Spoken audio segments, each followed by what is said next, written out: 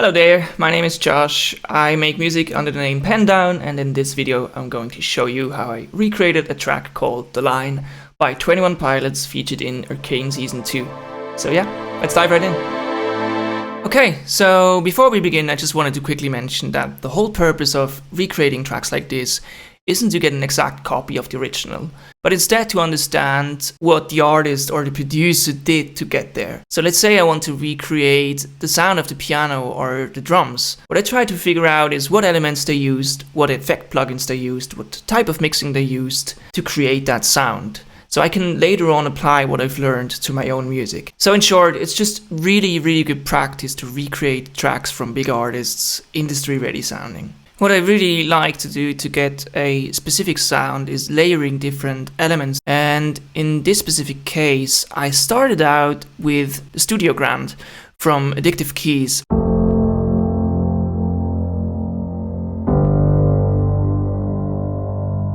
While it sounded very similar, something was missing, so I layered it with a second piano, again from Addictive Keys, this time the modern upright. And if I remember correctly, I did this solely for getting like the sound from the keys hitting just right, if that makes sense. So there's not that big of a difference between those two, but together they sound much fuller. Let me show you real quick. This is just the modern upright on its own.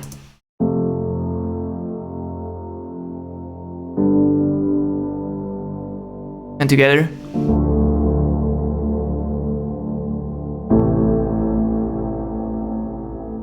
I did barely any processing on both of these. I think I tweaked like the default settings a tiny bit, and I did some EQing on the modern upright, taking away all of the lows and like pushing some of those mids, I guess, just to get there. And there's a lot of tinkering involved in the process. So sometimes I don't really know what I'm doing, but if I hear it sounds right, then I just go with it. And then as a third layer, I added this dark pad underneath those two pianos.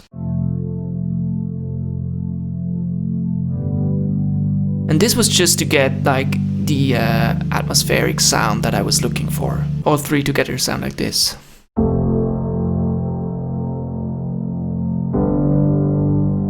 So you can hear the pad is like very subtle in the background.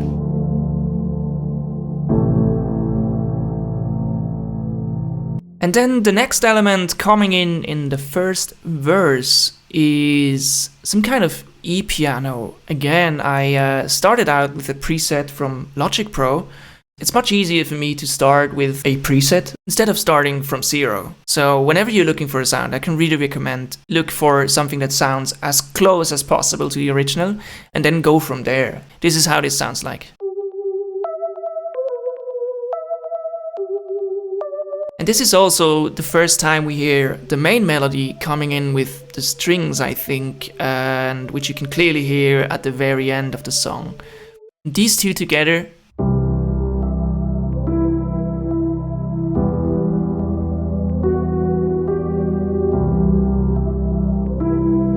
And there is also like this beautiful melody happening in the piano, starting the first verse.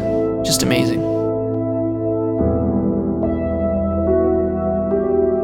Next up, the bass. There is honestly nothing too crazy going on. Normally I would record the bass line myself, but in this case, just, for the sake of moving as fast as I possibly can, I just went with some presets from Logic Pro. I think it's a pretty standard preset here for the actual bass.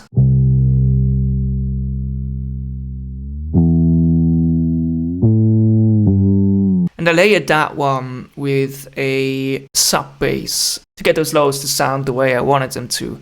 Together, it's really just there to support the piano track. So this is the sub bass on its own.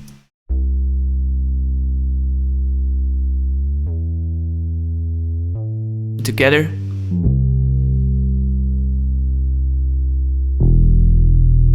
With the piano.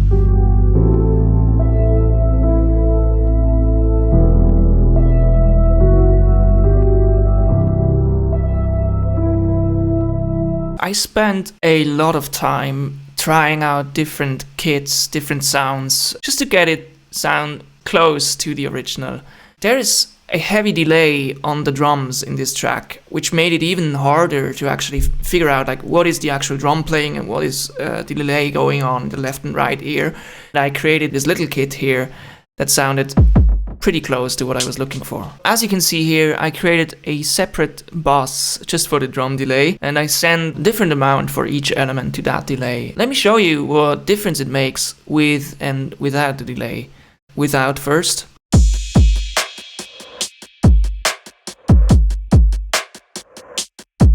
But then when I turn on the delay, that's when we get that sound from the actual track, or close to it.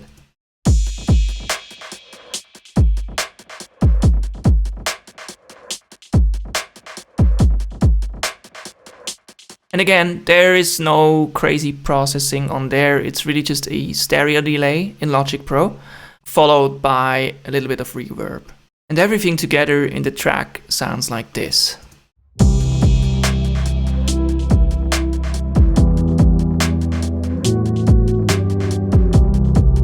That's where things start to come together.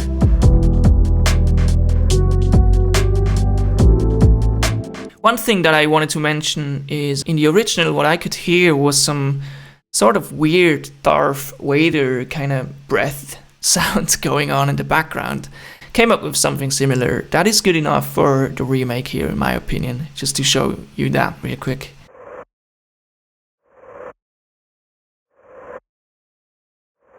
It's all those tiny little details that make the whole arrangement, the whole production of the song so great, in my opinion.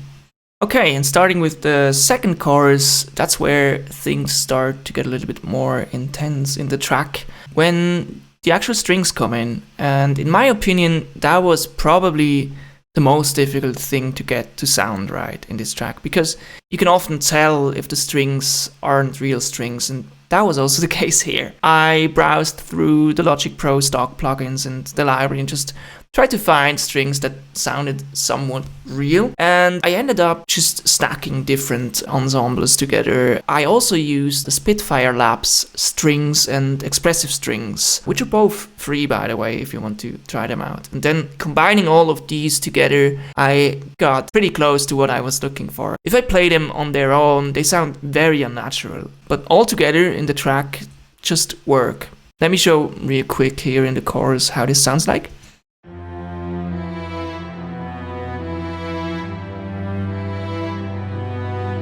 So there's really like a bass and a cello section going on at the same time. And then here in the verse, very bass heavy.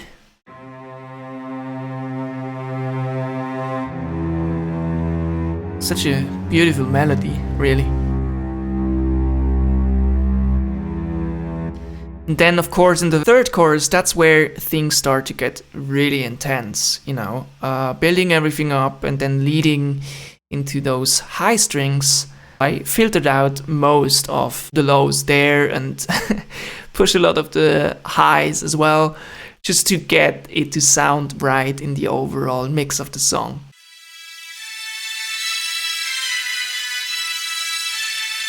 Almost as if you would listen to it from, you know, your smartphone or, I don't know, radio or something.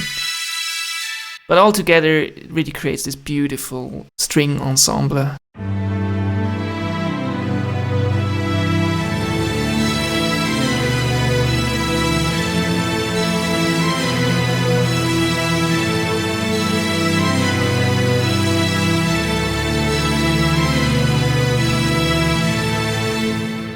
One other part I almost forgot to mention is the little intro that's happening at the very beginning of the song. What I could hear was like strings, you know, being faded in, and also some sort of synth pad. And this is basically what it sounds like.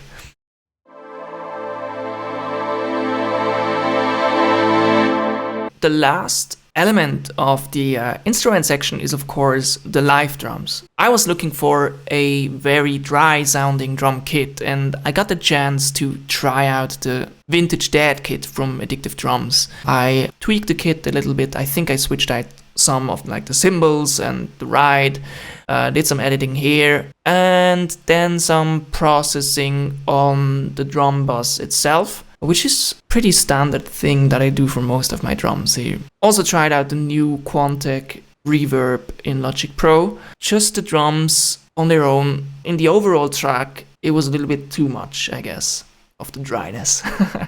So I added in a room reverb to just kind of, make it better fit into the whole track.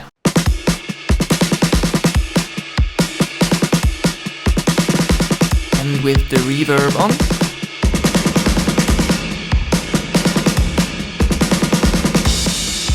it sounds like a lot, the reverb, but like when you hear the drum kit in the whole track, it is not that obvious anymore.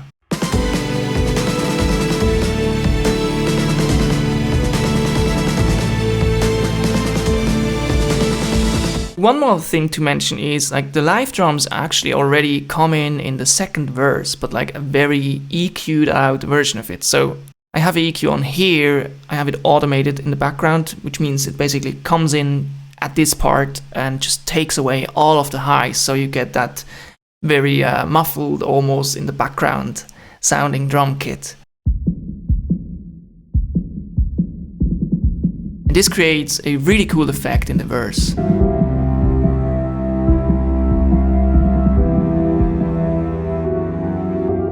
I don't know about you, but when I first heard the track, what I immediately noticed was, I think I've never heard the singer from the band sing like this before in any of the other tracks that they made. But maybe that's just me. What I could hear was basically just one lead track going through the whole song. And then vocal effects, some ear candies thrown in here and there. And these minor details is really what makes this vocal so great. I could hear a very intimate, almost whisper into your ear kind of vocal.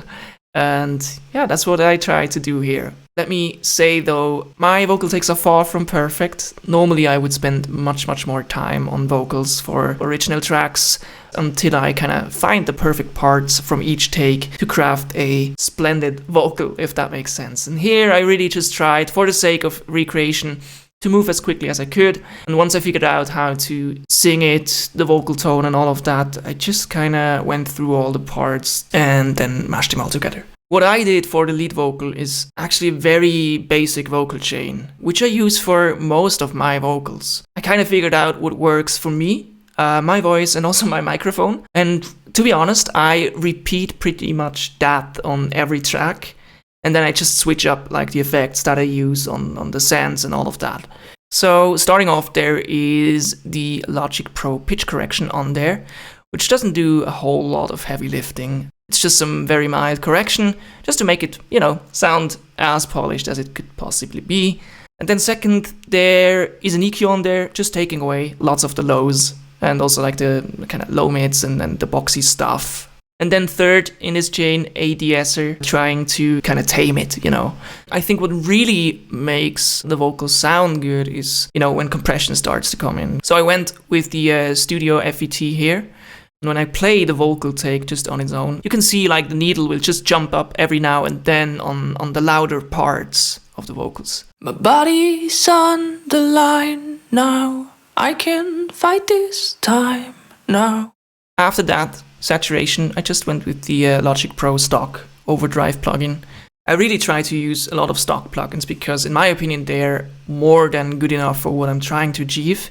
So there is no need for any, upgrades. But of course, every now and then I stumble upon a plugin that makes my life a little bit easier, or it's just like a fancy new toy, I guess. Which is the case for this next one. This is the L8-2A tube compressor, and that's pretty much everything I know about it.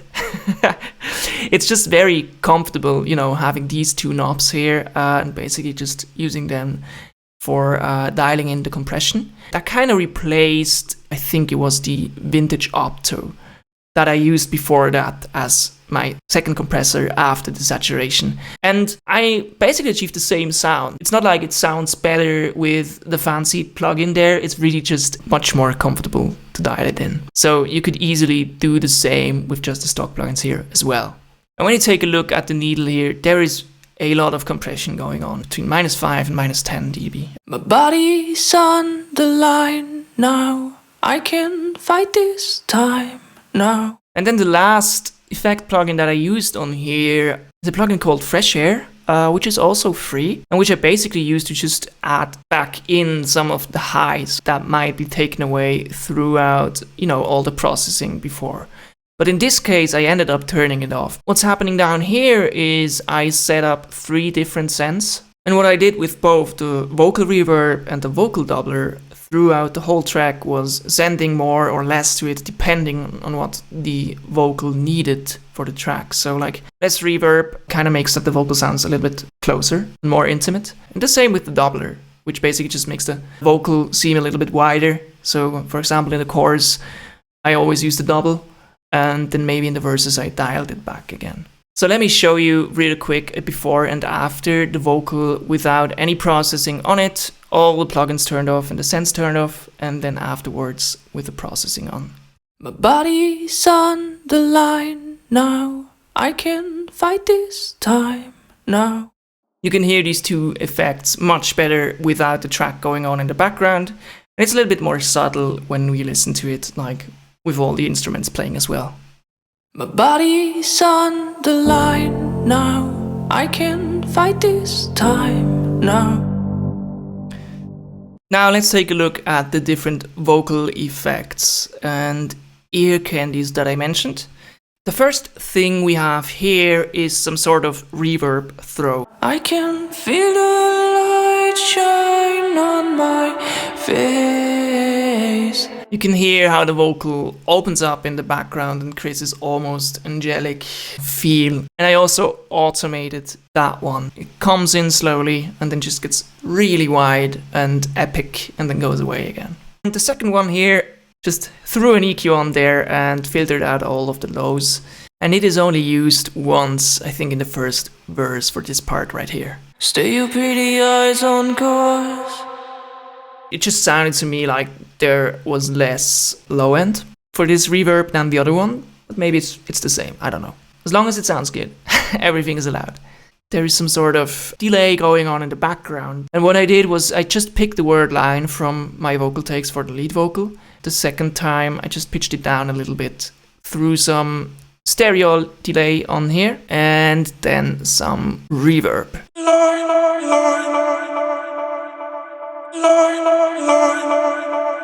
Then next up we have this throw here. I'm pretty good at naming things, as you can see.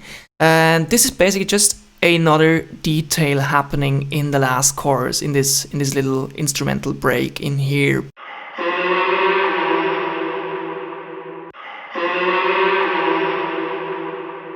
And then we have a delay throw down here. Stay your pretty eyes on course. Just some echo plugin on there, and again, lots of reverb. The last thing that's kind of special is this ghost reverb here. I combined that together with this last track, which is basically just a lead vocal, reversed, and then a lot of reverb on it again. What it does is it adds yet another effect to the vocal that kind of, leads into every word of the sentence spoken here. Please don't let them see me. Sure, there's nothing left to try. I can feel the light shine. And that's it for the whole vocal production. Let me just play you real quick the whole thing. Please don't let them see me. Sure, there's nothing left to try. I can feel the light shine on my face. Did I disappoint you? Will they still let me over if I cross the line? Yeah, and then one last detail I almost forgot was like when I heard the live version of the song, I think it was performed at the Game Awards. The singer did a version with an amazing scream in there, and pulling this off live is just incredible. He's an absolute beast, and I really wanted to recreate that scream, so I started practicing this and added this alternative part to it right here. This is what it sounds like. I can feel the light shine on my face. Did I disappoint you? Will they still let me over? So that was really, really tough to do, but I think it was a nice addition, and I think I like it better with the scream on. So I kind of muted the other lead part. Yeah, just let me play it for you real quick with that one in there.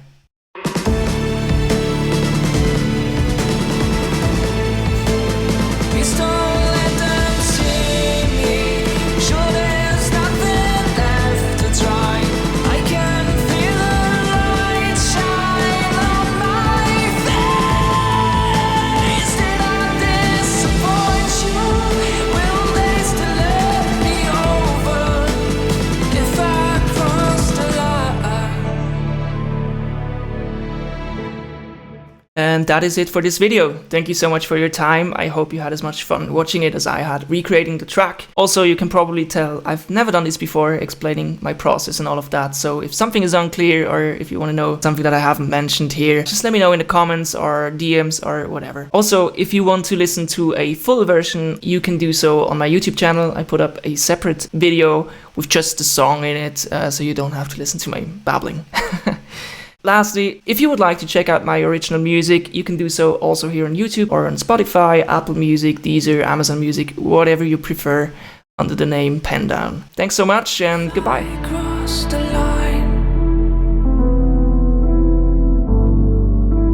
If I cross the